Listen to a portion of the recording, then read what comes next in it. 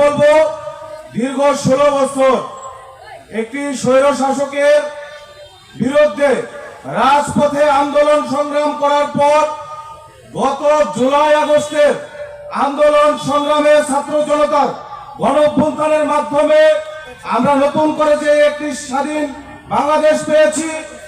আমাদের সামনে তার চেয়েও বড় একটি চ্যালেঞ্জ মোকাবেলা করতে হবে, সেটি হলো আমাদের জাতীয় সংসদ নির্বাচন।